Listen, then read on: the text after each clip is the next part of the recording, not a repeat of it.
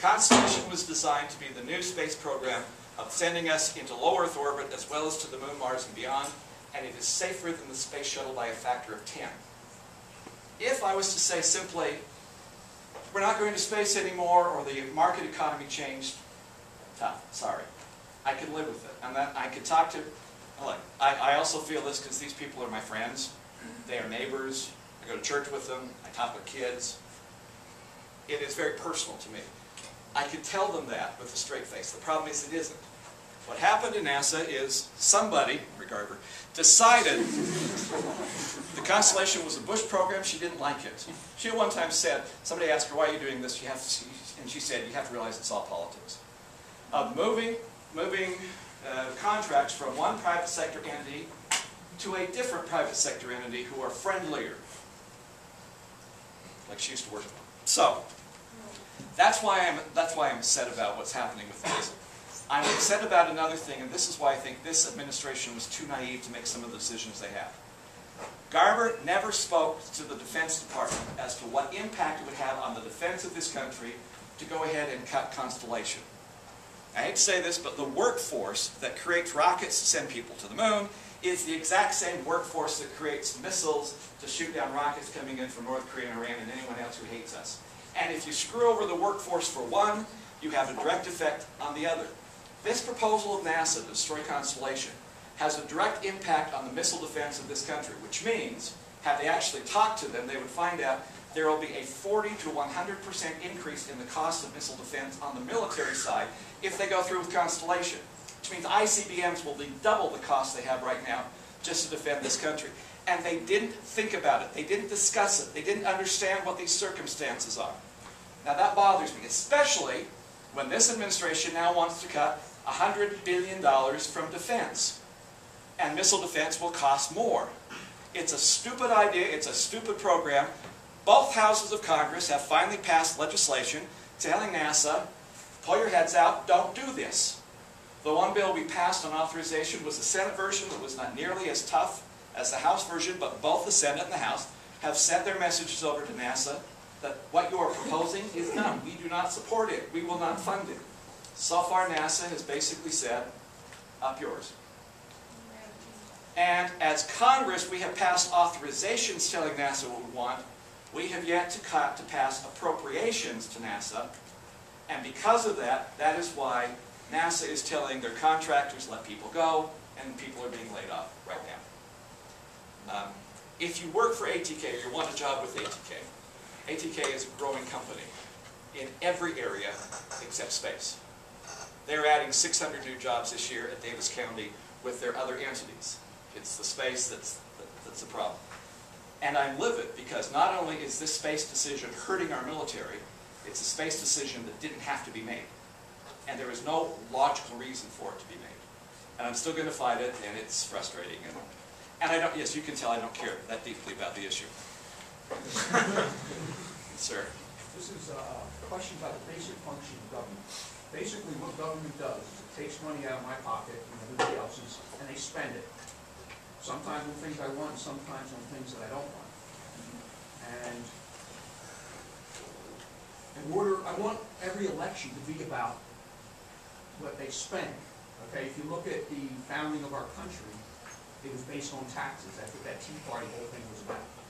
I want every election to be about taxes. And I want some people running on how much they want to raise and others how much they want to lower. Now, if you look at when we vote, it's in November. And if you look at the tax day, the farthest distance or time away is either 6 months before or 6 months after, right? We pay taxes in April. I don't think that's a coincidence. In other words, there's something that says, let's not focus on taxes during an election. I'd like to see that move that the day you vote is the day you pay taxes. Now, I spoke to, John Kyle. He was on, this was a couple of years ago. He was on a committee that was doing the taxes. And he said they tried to do that. The Republicans did. And he said the Tax and Spend Party didn't want to have anything to do with that, never got anywhere. I think it should be part of the platform. I think it will win. Whatever party wants to lower taxes, it's going to really help. It's an easy tactic, and it'll also keep honesty and everything in there. Actually, I haven't heard that idea before, and it's got a lot of merit to it. Are you self-employed? Yes. Okay. Which is why it matters to you. If you're self-employed, you pay taxes in April. If you're salaried, they take them all out, so you don't really see it as deeply. Their property, when does property tax actually hit? It's in the end of October, doesn't it? Actually, property tax in Utah does hit just before the election, so not all taxes are devoid of that cycle. Let me see one other element to that. The reason that I have to run every 2 years, which I admit is not fun, was because the House is the body that is supposed to, any kind of tax increase has to start in the House. So when they wrote the Constitution, they really thought the House should concentrate on spending issues and not get involved in foreign affairs, and the Senate should concentrate on foreign affairs and not get involved in spending issues. My how times have changed. And they wanted House members to go to the people every 2 years, so that very question can always be foremost in their minds. It's an idea I actually hadn't thought of. I mean, put it on the platform, Yep. kind of like issue, and then see what happens. I think it'll be pretty popular with some people. All those people that say they really want to increase taxes because they really want a lot of programs. In the high-tech world, you know, I work in the high-tech world. Think about something with a computer or a cell phone. You get more function, more services every year, and it's lower cost. Yep. Why isn't government like that? Because everything has to go through Washington. Devolve it back to the state and locals, and you can actually deal with that. Side issue, same kind of thing as saying every bond election should be on the November election day as well, not on a special day. I like it. I like the idea. Go ahead. On the same token, how do you feel about a flat tax system? I can live with a fair tax, I can live with a flat tax at the same time. But either one of those is far superior to what we're doing right now.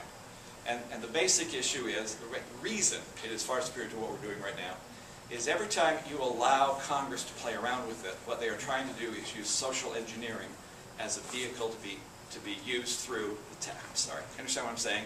We use the tax system as a vehicle to use social engineering. And that gives the Ways and Committee a whole lot of power, and they don't really want to give that up. So whatever you do with flat or fair, it's going to be very difficult because the key committee is going to lose power on either of those situations, but it's the right thing to do. We can take 2 more questions. Okay? Yeah, you're a member, as a member of Congress, you have a pretty posh health care plan yourself and your family. I'm kind of curious why you would vote to deny good quality health care to the people of Utah when you get good health care for yourself and your family. Let me give you, first of all, a pushback on the premise. My posh healthcare plan is the exact same company and the exact same plan I had when I was teaching high school at Box Elder. Okay? The only difference is my kids aren't covered under it, and I have to pay out of pocket to do it. The district paid my employee share. I have to pay it right now. So don't give me, I'm sorry, there is not a posh, wonderful healthcare plan for Congress. I do the same program that I had before.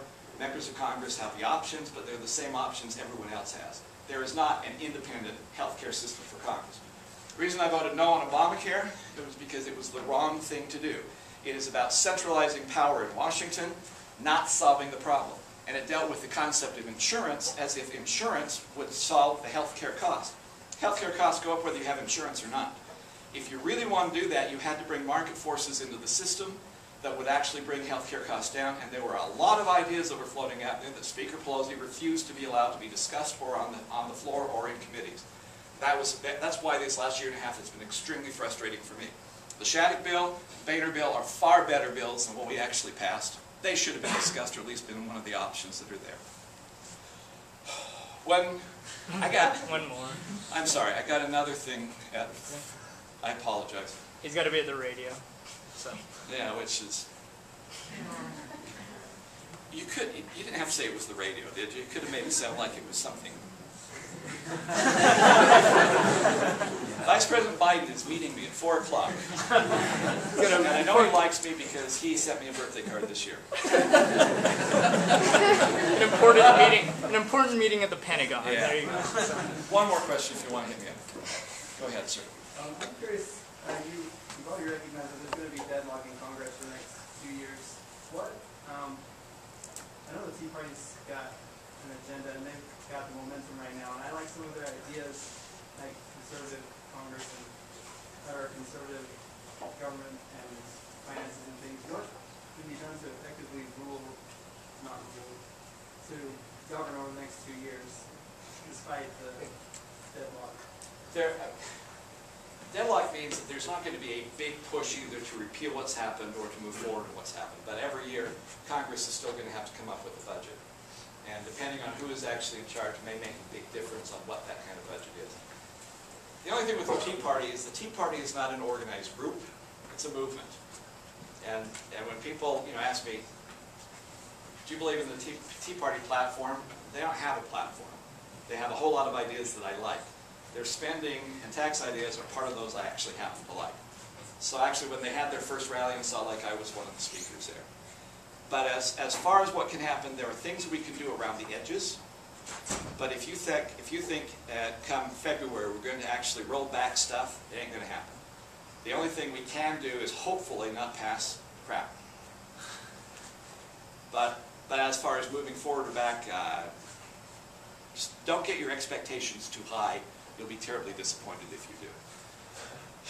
And since you had to listen through this already, I apologize. You now know why you don't get your expectations high. But thank you for coming. Thank you for eating. There's no extra pizza here already, is there? Yeah, it's right here. Oh. We've got extra pizza to pass out at the end, so if you didn't get a slice, well, it's not high quality Pizza Hut pizza, but we tried. I mean, it has to get you faster.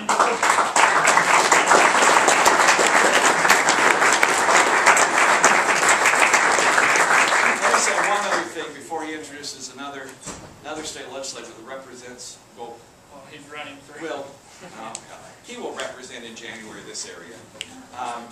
Good guy from here. I just want to thank you for your patience here. My favorite quote of all time was still given by Huey Long when he was first elected senator from Louisiana, and he went back to Washington. He came home the first time, and people asked him if all the talking in Washington was bothering him. He said, no, the talking doesn't bother me, it's the listening that bores the hell out of me. I've been doing the talking, you've been in the listener situation, I apologize for that. Dave, you want to say a word first of all? How about a hand for Congressman Bishop?